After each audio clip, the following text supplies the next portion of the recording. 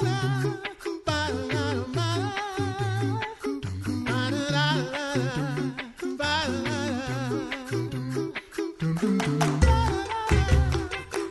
listening to The Coffee Hour. I'm Andy Bates. I'm Sarah Gulseth. Thanks to Concordia University, Wisconsin for supporting The Coffee Hour. Find out more about Concordia University, Wisconsin at cuw.edu. Live uncommon. Well, it is Friday. Yes.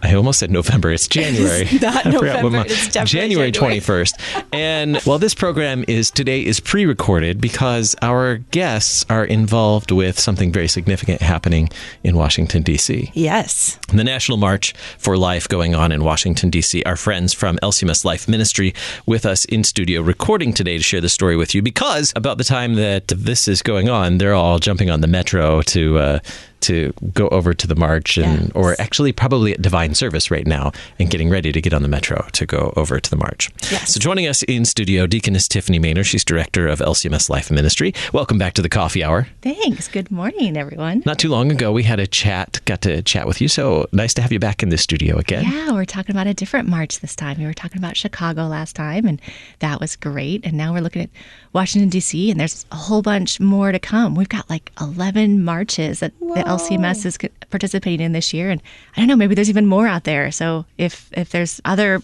Lutherans who are planning participation in marches, let us know, because we've got thousands of Lutherans across the country standing up for life this month and this spring. It's great. That's excellent. And last time you mentioned also a match. We're going to talk about that today as well. We're talking about a march and a match today. What do we mean by that match? We'll explain more in just a moment. Also joining us in studio, Kristin Freeman. She's manager for LCMS Life Ministry. Good morning, Chris. Good morning. Thank you for having us. Welcome to the Coffee Hour, and glad to have you in studio, and looking forward to learning more about this $1 million match in just a moment. So, Tiffany, you mentioned the march, the National March for Life, and as we're listening to this right now, you're actually in D.C. For the March for Life. How will the LCMS be involved in the March for Life today? Yeah, we've got a bunch of Lutherans who'll be gathering together. Of course, you described how we start with a divine service at Emmanuel Lutheran Church in Alexandria, Virginia. And then they are so kind every year. They host a brunch, make sure everybody is good and fueled up to go out and walk with thousands, really some years, hundreds of thousands of other people who are standing up for life. And then we sing hymns and we pray, we confess our faith and the creed as we march with all these other life-minded people. And President Harrison leads us, and it's quite an encouragement and really exciting and energizing for everyone there. It's really a joyful experience to march for life. Mm-hmm. Absolutely. So this $1 million match is going along with all of these life things that are happening in January. Can you tell us, maybe Chris, more about this really exciting thing that's happening?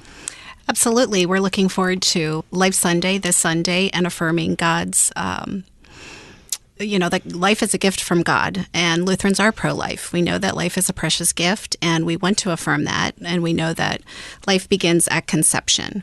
And we, throughout the LCMS, show Christ's love to mothers, fathers, families, and women who are vulnerable to abortion. So we are launching the 1 John 3 initiative, which we also refer to as the $1 million Life Match. And it's an initiative where the LCMS will assist and support LCMS congregations in their involvement in beginning of life mercy efforts. So the $1 million grant will consist of awards of $1,000 to $50,000. And in addition, congregations will pledge a matching grant to support their beginning of life projects. And so that equals a total of $2 million. So this is the $1 million match is really an encouragement to LCMS congregations and organizations to step up to projects affirming life, particularly the beginning of life, and supporting them in that. But also, we got to have some skin in the game on our own part as well as congregations, organizations matching that. So how do we go about as congregations or organizations, who's eligible for these grants? So any member congregation of the LCMS within the United States is eligible. And congregations and circuits may also collaborate on projects. And more information can be found on the LCMS website. Very good. So this is so exciting for churches to be able to really start doing projects. If I don't know, boards have had exciting ideas but haven't quite had the funds to put those into place, this will be a great opportunity for churches and organizations to be able to do that. Mm-hmm. Yeah, and it certainly can be new projects, like you were describing, something that maybe hasn't been an idea out there, but also existing projects and work that's been happening, or maybe an expansion, a new dimension to work that's happening. So it doesn't have to be something brand new, but we're always excited about projects and grant applicants that have projects that are replicatable across the synod to inspire others in this really important mercy work, the care for people and families at the beginning of life. So if you've got a great idea, share it with us, and we can help inspire others and give them some ideas about what they could be doing in their local communities. So what kinds of projects or programs do you guys have in mind, or what are some ideas that this grant can be used for? Well, some examples of projects may be a congregation that is involved in an LCMS RSO, or maybe a congregation has an established relationship and involvement in serving a pregnancy center or a Christian adoption agency. Those would be some ideas. Cool. So a Christian adoption agency, pregnancy centers, and really it sounds like when it comes to the opportunities, the kind of the sky's the limit when it comes to ways of caring for mothers, babies, things that are associated with beginning of life projects, or things that are already in place as well. So what does the application look like? Or is the application window open already? When does that begin? Yes, in the first phase, the application will open early next week, probably over the weekend. Saturday, January 22nd, the anniversary of Roe v. Wade, is when the application opens. So you can find that online and fill that out. Yeah, and applications close on March 8th with an award date of late May.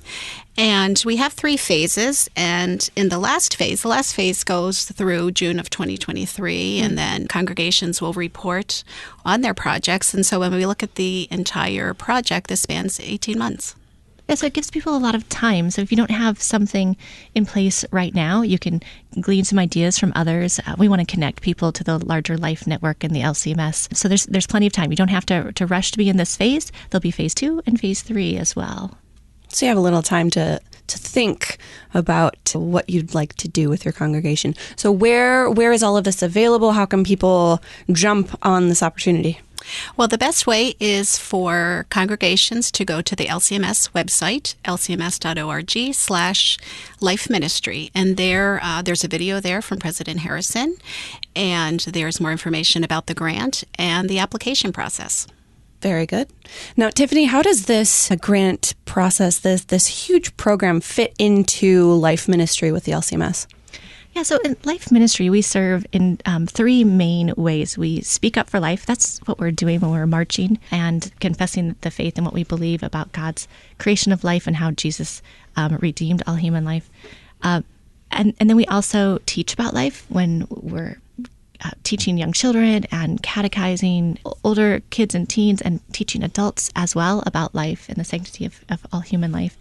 And then the work of caring for, the mercy work around human life. And that's where this $1 Million Life Match fits in. It's in that mercy work area of life ministry. But all 3 of those, the areas that I described, are equally important. And with this being timed to open on the Roe v. Wade anniversary following the National March for Life, and at the same time we have all these other marches going on, it's a great way for people to take that excitement and the enthusiasm that is developed through these marches and take it home to their communities and put their faith into work in their towns and their cities.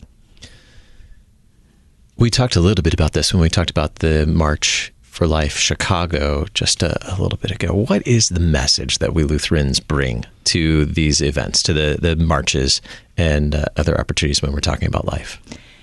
Lutherans are proclaiming Christ in all of these events. So we are focused on Him, on the Word, and that's where the saying the Creed, the Lord's Prayer, also the singing the hymns, that's part of how we confess our faith at these marches. And we've become quite well known in the pro-life community as being the people who are focused on Christ. And in fact, we're referred to as the Jesus people, which I love because people are recognizing that in us.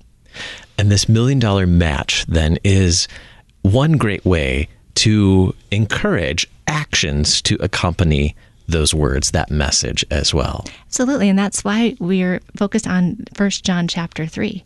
And that chapter is focused on Christ laying down his life for us and how we love in deed and truth. It's his mercy first poured out on us that we then share with those people around us. Kris, again, the website and first steps to take for congregations, organizations that are interested in applying for the $1 million match. Yes, visit lcms.org/life ministry, and all the information is there and the application as well. Very good. Thank you so much. Kristin Freeman, Manager, LCMS Life Ministry. Thanks for being with us on the Coffee Hour today. Deaconess Tiffany Manor, thanks so much for joining us on the Coffee Hour, and blessings on your travel. Thanks. Thank you. Think of us as we're out and marching in the cold in D.C. and put it on your calendar to join us next year. Yes. You've been listening to the Coffee Hour. I'm Andy Bates. I'm Sarah Gulseth.